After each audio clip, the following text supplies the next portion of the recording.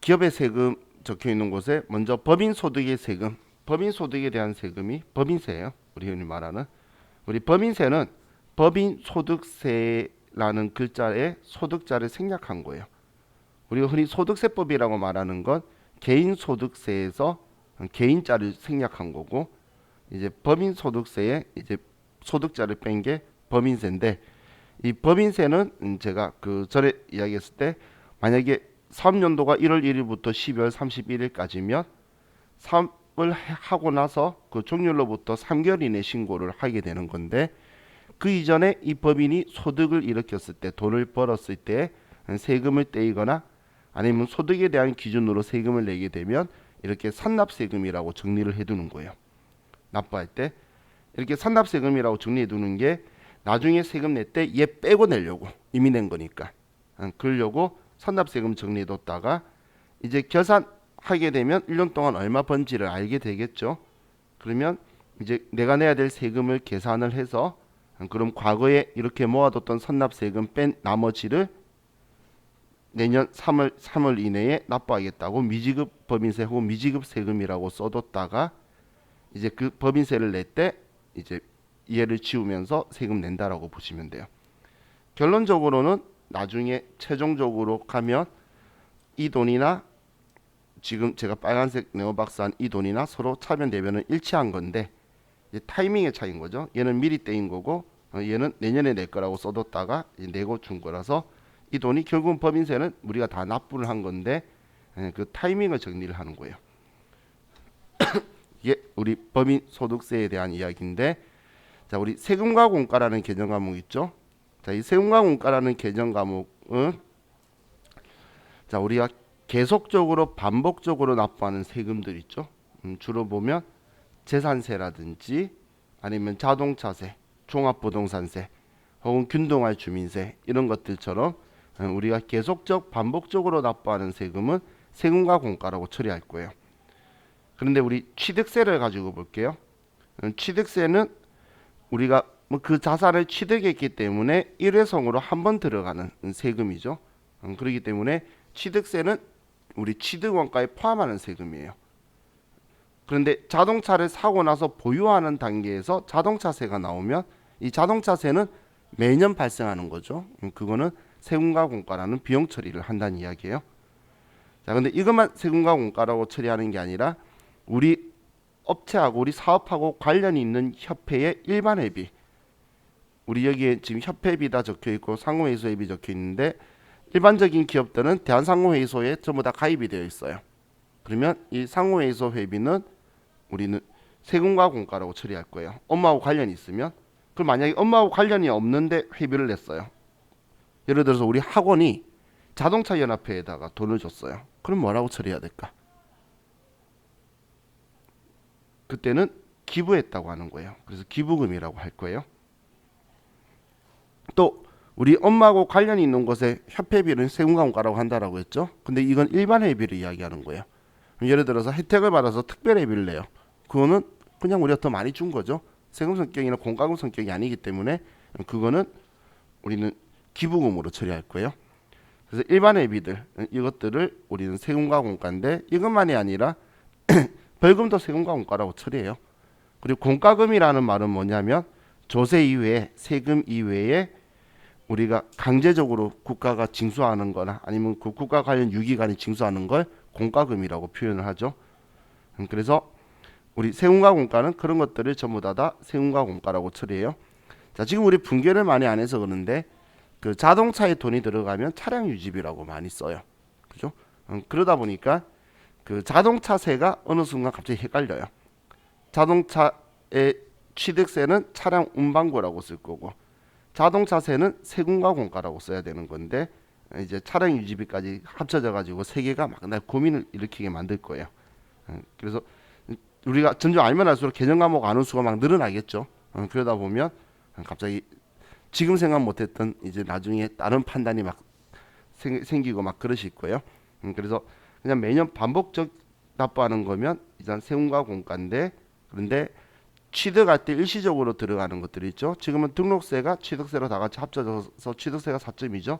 승계취득은. 그래서 우리 4점 얘는 전부 다 취득원가에 포함한다라고 보시면 돼요. 자, 그럼 이제 근로소득세에 대해서 이야기하는데 사업소득세 납부시는 신경 쓰지 마시고 뭐 인출금이건 개인사업자 이야기니까. 자, 취득세 및 등록세 납부할 때는 얘는 취득원가니까 근로소득세라 적어놓고서 왜 적어놨어? 자, 우리 근로소득세는 자, 우리 회사가 근로소득세를 부담할 리는 없겠죠. 회사가 근로자가 아니잖아요. 기업이 직원들 거죠. 근데 그걸 우리가 다룰 때는 대신 납부하려고 다룰 수밖에 없겠죠. 그럼 원천징수한 우리가 원천징수를 하게 되면 이걸 예수금으로 적어뒀다가 납부할 때 이 예수금을 지워줄 거죠. 그죠? 우리 월급 지급할 때 대신 내려고 사대보험이든 아니면 우리 직원의 소득세든 전부 다 그런 것들을 우리는 예수금이라고 적어뒀다가 납부할 때 이 예수금을 지울 거예요. 그럼 반대 생각할 게 이건 원천징수를 한 거고 대신 내려고 지금 얘가 우리가 원천징수를 당하는 경우에는 산납세금으로 쓰는 거다라고 했어요. 우리 회사가 법인이 뭔가를 받으면서 원천징수를 당하면 법인세를 미리 낸 거고 반대로 원천징수를 하면 우리는 예수금이에요. 자, 예를 들면 이렇게 보시면 돼요. 자, 우리가 이자 100만 원을 수령하면서 원천 징수세액 27만 5천 원을 차감한 금액을 보통예금으로 수령하다. 자, 이렇게 하게 되면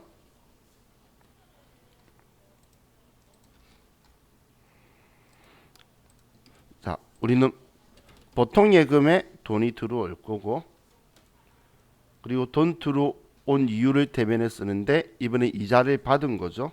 그러면 이자 수익이라고 처리할 거예요. 그럼 분기할 때는 항상 이렇게 분기된다 보시면 돼요. 이자는 100만 원 총액인데 나한테 들어올 때는 이 돈 빼고 72만 5천 원이 들어온다는 거예요. 그럼 27만 5천 원 얘는 지금 우리가 원천징수 당한 거죠. 그럼 지금 우리의 소득 이자에 대해서 세금을 미리 낸 거기 때문에 법인세 미리 낸 거예요. 그래서 선납세금이다라고 처리를 할 거라는 거예요. 자, 그런데 반대로 이자 100만 원을 지급하면서 원천징수세액 27만 5천 원을 차감한 금액을 보통예금에서 이체하다 이렇게 나왔어요. 똑같은데 자, 그러면 자, 우리는 이번엔 보통예금에서 돈을 주죠. 그리고 우리가 이 돈을 준 거는 이자를 준 거예요. 그럼 이자 줘야 되는 이자는 100만 원인데 이 당사자한테는 우리가 72만 5천 원만 지급을 하고 27만 5천 원은 우리가 대신 세무서로 납부하려고 우리는 예수금이라는 계정 과목을 쓴다는 이야기예요. 그래서 우리가 대신 납부하기 위해서 원천징수래. 원천징수한 금액은 예수했다고 하는 거고 우리가 세금을 이렇게 떼이면 세금을 미리 냈다고 표현한다. 이렇게 생각해서 여러분들이 보시면 될 것 같아요. 자, 서로 양면으로 생각을 하시면 되죠. 그래서 이때는 시험 때는 꼭 얘는 이렇게 적혀 있어요. 원천징수세액은 자산으로 처리할 것 이런 식으로 적혀 있어요. 그 이유가 산납세금이 자산이거든. 얘가 자산이기 때문에 자산으로 처리하라라는 표현을 써둘 거예요. 자, 다음 이제 교재 제일 아래에 부가가치세가 적혀 있는데 아직 우리 부가가치세 안 했어요. 그런데 미리 눈으로 익혀두면서 나중에 명확하게 아시게. 자, 부가가치세에서는 매출세액이라는 게 있어요. 이거 우리 회사 돈 아니에요. 내가 100만 원짜리 물건 팔았죠. 그럼 세법이 너 100만 원 물건 팔았니? 그러면 팔면서 그 사는 사람한테 너 물건 가격의 10%인 10만 원을 같이 받아서 세무서 좀 가져다 줄래? 라고 국가가 시킨 거예요. 그러면 나는 100만 원짜리 물건 팔 때 110만 원을 받아서 100만 원은 내 가지고 10만 원을 세무서에 주는 거예요. 대신 납부하는 거죠. 대신 납부하려고 징수하는 거죠. 그걸 예수금이라 한다라고 했잖아요. 근데 부가가치세는 자주 빈번하게 일어나기 때문에 그걸 부가세 예수금이라는 개정 과목을 쓰는 거예요. 원래 그 만약에 이런 형식으로 안 한다 그러면 여러분이 커피 한 잔 사 마시고 커피값에 적혀 있는 부가가치세를 그 커피숍 사장님한테 안 주고 여러분이 세무서에 내야 된다는 거예요. 그럼 안 내려고 용을 쓸 거고 징수도 잘 안 되고 서로가 불편하겠죠. 그래서 그 부가가치세까지 그 사장님한테 다 주는 거예요. 그럼 그 사장님은 여러분들 그 영수증에 있는 공급가액만 자기가 가지는 돈이고 부가가치세는 세무서에 가져다 줄 돈이다라고 보시면 돼요. 그게 매출세이고 부가세 이수금이에요. 그리고 이 부가가치세는 우리 소비자가 이걸 소비할 때 부담하는 거예요. 중간에 파는 사람이 부담하는 게 아니라는 거예요. 사업자가. 그래서 최종 소비자가 부담하는데 그래도 지금 우리 회사가 소비자가 아닌데 물건 팔려고 사오더라도 부가가치세를 주고 사와야 돼요. 그럼 줬다가 얘를 돌려받아야 되겠죠. 그렇기 때문에 우리가 매입세액이라고 표현하는 얘는 내 돈이에요. 그래서 다시 돌려받을 거라서 개정 과목을 부가세 대급금이라고 개정 과목을 쓸 거예요. 그럼 부가세 예수금이라는 개정 과목은 내 돈 아니고 가져다 줄 거니까 부채고 부가세 대급금은 자산이다라고 보시면 돼요.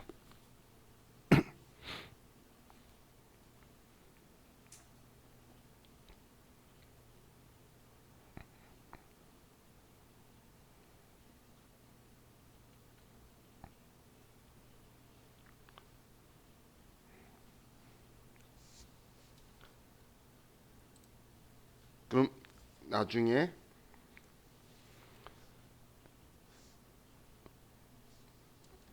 우리는 매출세액에서 나중에 매입세액을 빼서 이건 납부할 거고 얘는 돌려받을 거예요. 그러면 다 내고 얘 따로 돌려받는 게 아니라 얘 둘이 빼서 나머지를 돌려 이제 달라고 할 거예요. 그게 편하겠죠. 그래서 이렇게 빼게 되면 납부세액이 나오게 될 건데 납부하는 경우도 있고 거꾸로 내가 돌려받아야 될 게 많은 경우도 있어요. 그러면 환급세액이 나오게 될 거다라고 생각하시면 돼요. 그래서 매출세액은 예수금이에요. 내 돈 아니에요. 나중에 부가가치세 하면서 부가가치세를 싫어하시는 사장님을 만난 적이 있다면 제가 엄청 욕할 거예요. 지 돈 아닌데 지 돈처럼 생각하는 사람이라서. 그죠? 그 사람은 사업할 자질이 없다고 대놓고 지금도 말하지만 나중에는 부가가치세 가지고 뭔 소리 하는 사람은 사업할 자질이 없는 게 아니라 하면 안 되는 사람이에요. 사기꾼이거든. 지 돈 아니잖아. 자기는 부담도 안 하고 전부 다 돌려받고 자기가 부담했던 거는 다른 사람한테 받은 돈 가져다 줘야 되는데 중간에서 횡령할 심보를 가지고 있는 사람이죠. 그렇기 때문에 부가가치세 때문에 문제 생긴 사람은 큰일 나요. 왜냐하면 세금 포탈만이 아니라 중간 횡령부터 해가지고 전부 다 걸려서 끝장나요. 소득세를 안 낸 거는 세금 탈루로 해가지고 세무서에만 걸리면 되는데 부가가치세는 예수금이잖아요. 중간에서 횡령한 거예요. 예수금은 함부로 가져가면 안 돼요. 대신 내겠다고 받아놓고선 자기가 중간에서 뺑딱 친 거예요. 아이고, 비속어다 그죠? 그냥 중간에서 가로챈 거예요. 자, 우리 개정 과목을 이런 걸 쓴다라고 구경만 하고 얘는 넘어가면 될 것 같습니다. 자, 이제 248페이지로 가서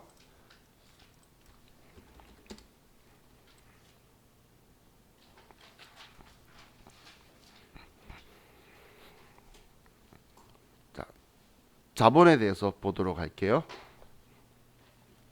자, 주식회사의 자본에서 우리 첫 페이지에 있는데 첫 페이지에 있는 거 그냥 상식이에요. 시험 나오는 내용 아니에요. 그래서 그냥 이건 상식으로 한번 봐두는 정도만 생각하시면 돼요. 자, 우리가 법인을 설립할 거예요. 근데 법인 중에 주식회사를 설립한다는 건 주식을 발행해서 그 주주들로 구성해서 우리가 법인을 설립하겠다는 거예요. 우리 뭐 재단 법인은 재단 돈으로 법인을 설립한 거고, 뭐 사단 법인은 비영리적인 자기들의 그 고유 목적 사업을 위해서 만든 거고, 이 주식회사는 우리가 주식을 발행을 해서 우리 그 주주들로 구성해서 법인을 설립한 건데, 이 주식회사는 그 대표이사는 무한책임 사원이 될 거예요.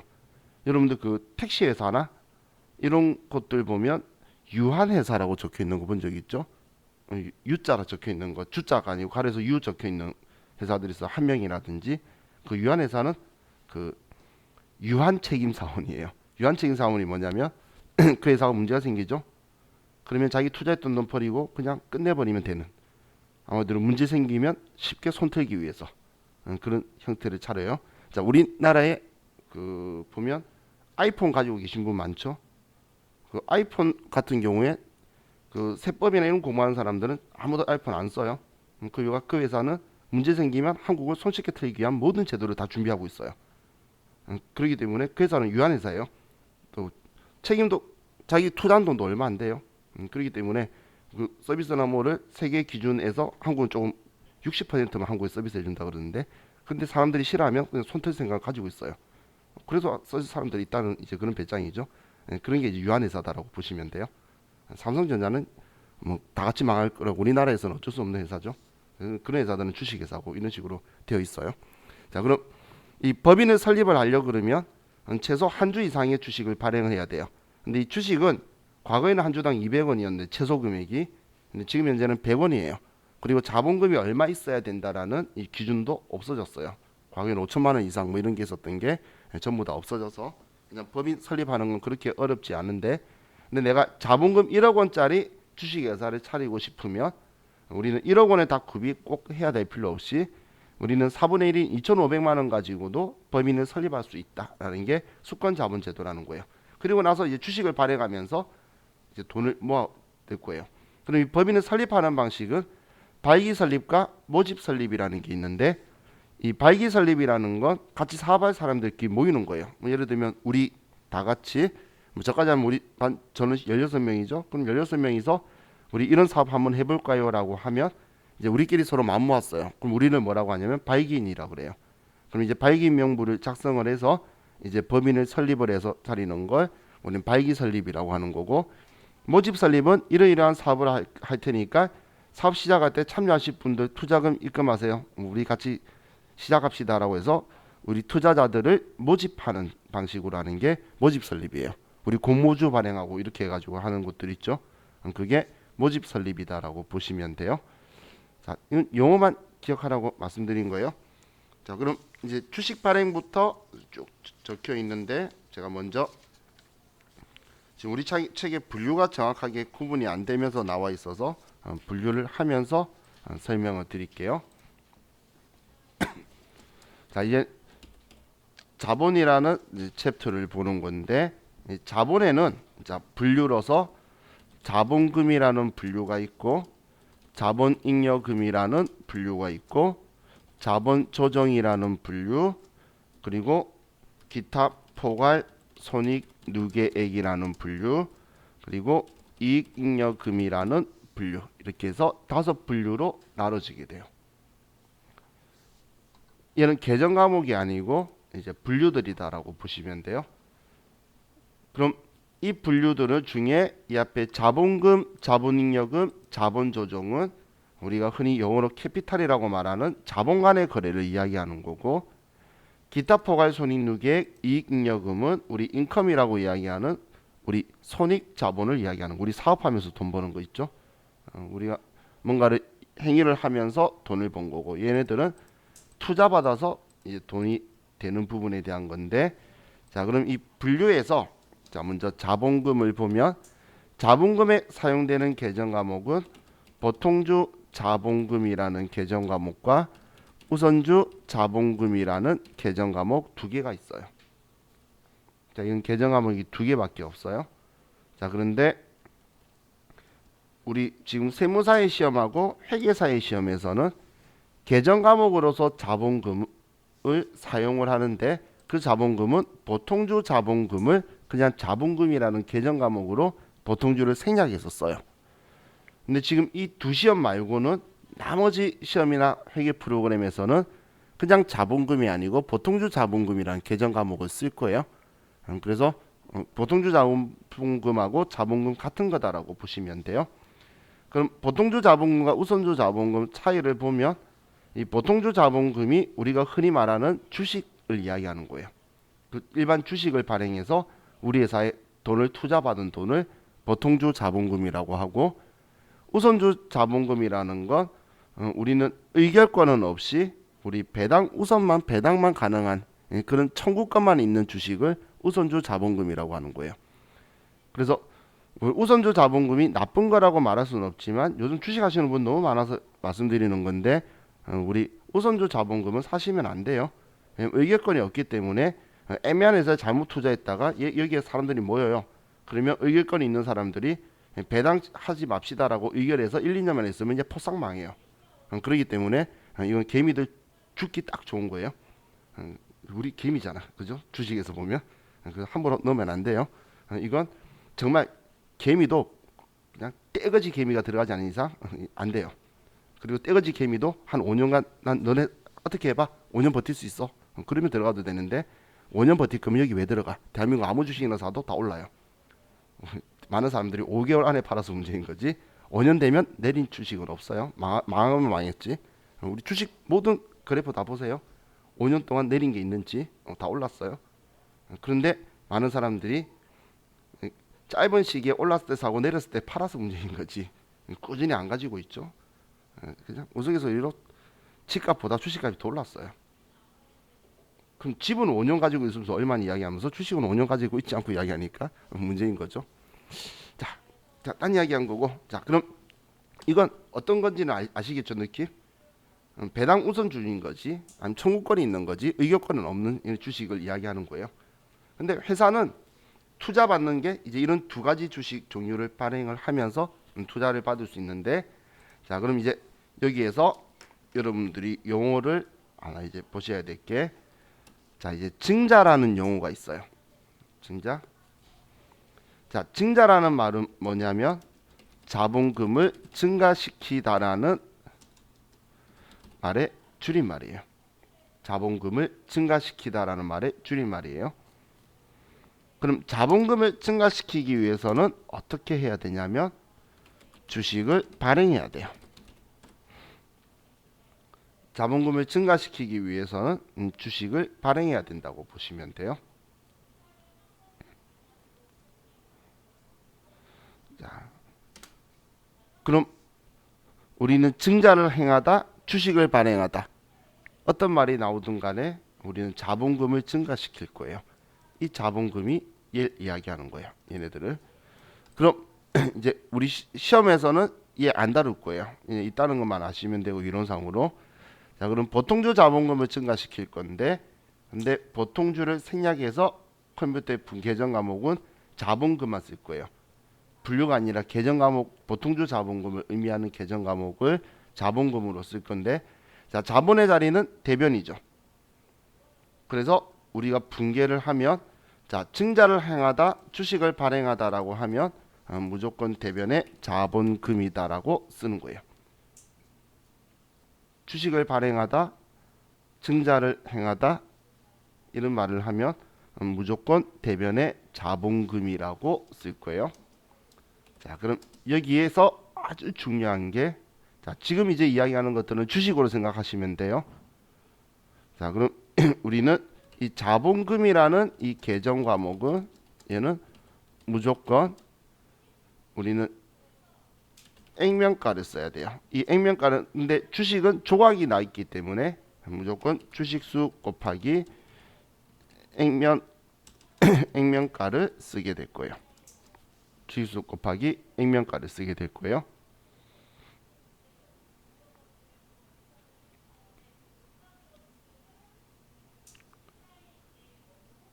얼마 돈 받았냐가 아니고 우리가 발행하는 주권 있죠? 주권에 인쇄되어 있는 주당 100원이다, 1000원이다 이 적혀 있는 거에 몇 주 주식수를 곱한 금액을 쓰게 되는 거예요. 이 금액이 여기에 들어온다는 이야기예요. 무조건 주식수 곱하기 액면가. 지금 제가 무조건이란 말을 수업하면서 이제 두 번째 썼어요. 한 번 언제 썼죠? 사채 발행할 때에 사채 계정 과목에 무조건 사채 채권의 액면가를 써라 그랬죠. 그 돈 갚아야 된다고 외부 이해관계한테 보여줘야 되니까. 그리고 지금 이제 주식 발행하게 되면 대변의 자본금 계정 과목에 무조건 액면가를 써야 돼요. 이 액면가를 안 쓰면 그냥 틀린 거예요. 더 이상 볼 거 없어요. 그리고 이론 시험에서도 주식수 곱하기 액면가인데 주식수 곱하기 발행가라고 해서 오답 지문으로 아주 많이 등장할 거예요. 그래서 무조건 액면가를 곱해주는 방식을 쓸 거예요. 자, 그럼 분계를 더 보기 전에 먼저 이제 자본잉여금이라는 분류를 볼게요. 자, 이 계정과목 몇 개를 더 쓸 건데 먼저 이 자본잉여금이라는 건 먼저 이렇게 생각하시면 돼요. 자본 간의 거래에서 이익 본 거예요.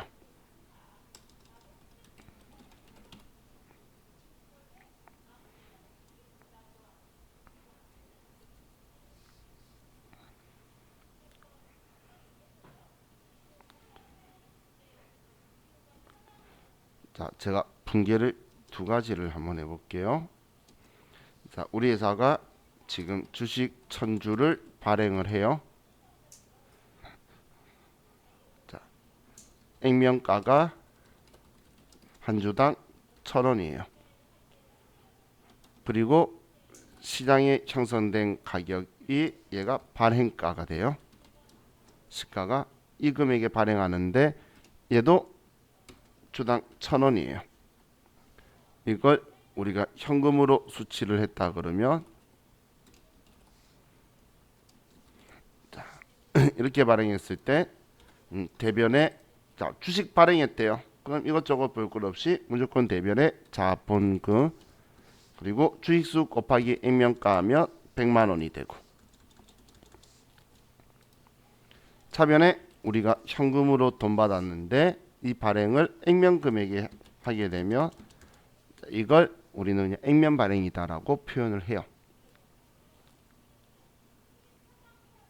이렇게 받는 경우는 잘 발생 안 하는 이유가 공모주로 처음 할 때 생기는데 요즘 공모주도 좀 희한하게 해서 이 금액에 못 사죠. 자, 그럼 이번에는 이제 자본잉여금 쪽에서 좀 볼 건데 자, 우리 회사가 1000주를 발행을 하는데 액면가가 1000원이고 시가인 발행가가 한 주당 1200원인 거예요.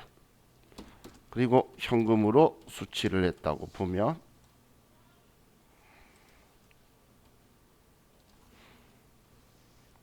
자, 얼마에 발행했던 간에 우린 주식 발행하면 대면의 자본금 이 자본금은 무조건 주식수 곱하기 액면가를 쓸 거예요. 그럼 지금 우리는 이 액면 금액만큼 우리가 발행한 만큼이 장부상의 자본금이라고 보시면 돼요. 주권 인쇄돼서 준 만큼이 우리의 자본금인 거예요. 그리고 차변에 돈을 받는데 우리는 주당 1200원에 발행을 했으니까 120만 원을 받게 되겠죠. 자, 그럼 차이 나는 이 20만 원. 이 금액을 우리는 주식 발행 초과금이라고 하게 될 거예요.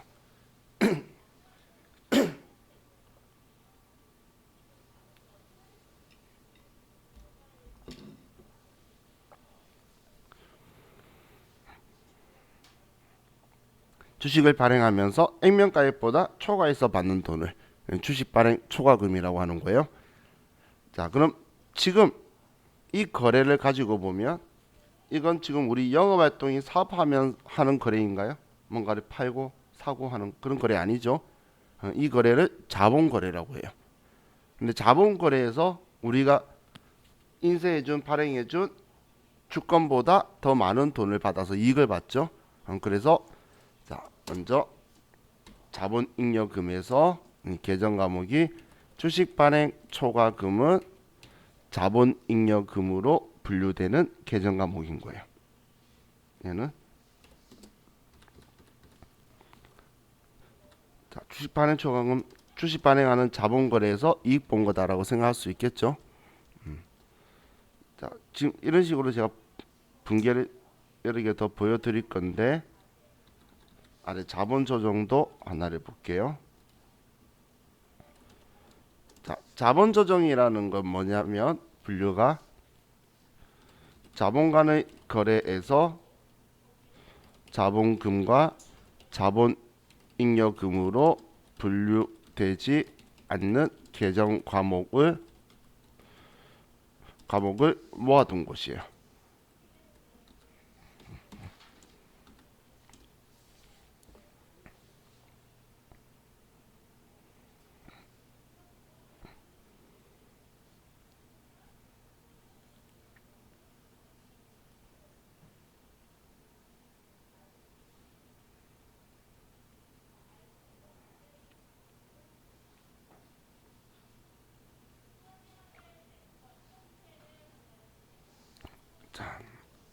그럼 지금 자본잉여금이 이익 본 건데 손해 본 것도 들어와 있고 자본 간의 거래 손해 본 것도 여기 들어와 있는데 그것만이 아니고 지금 위에 이익 본 것도 아니고 자본금인 저 두 계정 과목도 아닌 나머지들을 전부 다 모아두는 여기는 임시 성격이에요.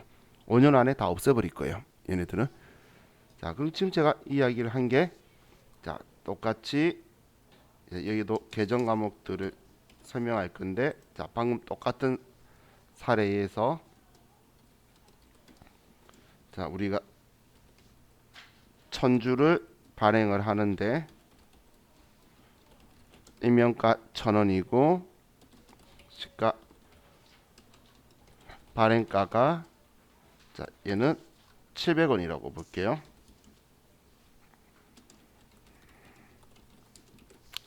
자, 그럼 주식 발행하면 대변의 자본금이고 얘는 뭐 얼마에 어떻게 발행했든 간에 무조건 주식수 곱하기 액면가고 차변에 현금으로 돈을 받는데 우리는 70만 원을 받았죠. 그죠?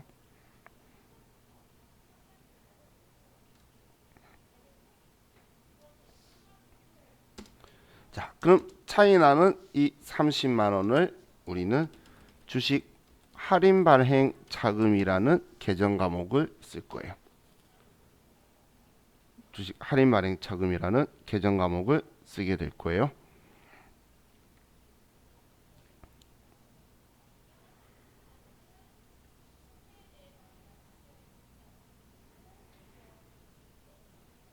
그럼 이 주식 할인 발행 차금 계정 과목을 보면 지금 이 거래도 자본금을 증가시키는 자본 거래인데 우리 손익 거래가 아닌데 그런데 이 계정 과목은 자본금으로 분류되는 계정 과목은 두 개밖에 없어요. 자본금, 우선주 자본금. 지금 계정 과목 얘 두 개밖에 없다는 이야기예요. 이거는 그럼 이걸로 되는 거 아니고 얘는 그리고 자본 잉여금은 잉여금이 돈이 남는다는 거잖아요. 자본간에 거래서 돈 남은 건데 그게 아니죠. 손해 봤다는 느낌 들죠. 내가 발행해준 액면 금액보다 작게 받았잖아요. 그래서 이 계정 과목은 주식 할인 발행 차금이란 이 계정 과목은 자본 조정으로 분류되는 계정 과목이에요. 얘는 자본 조정.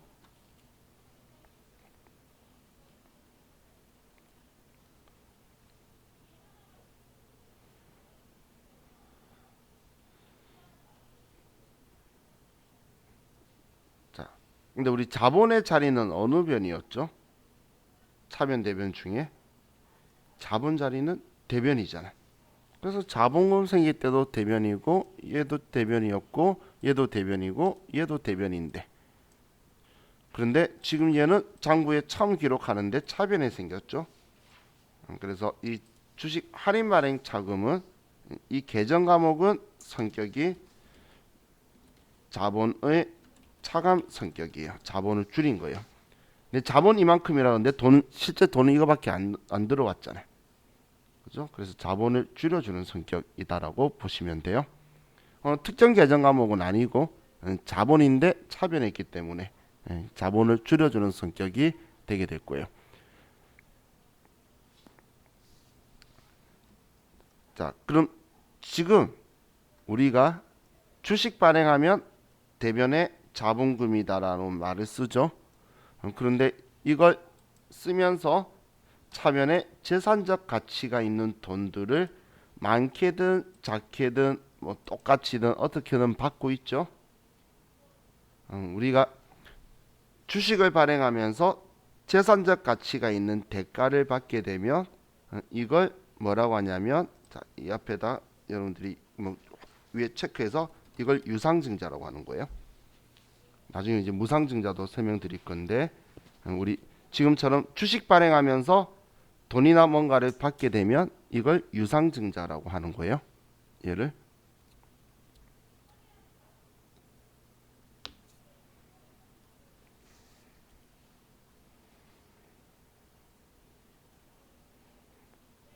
그럼 이런 생각 그냥 유추할 수 있겠죠.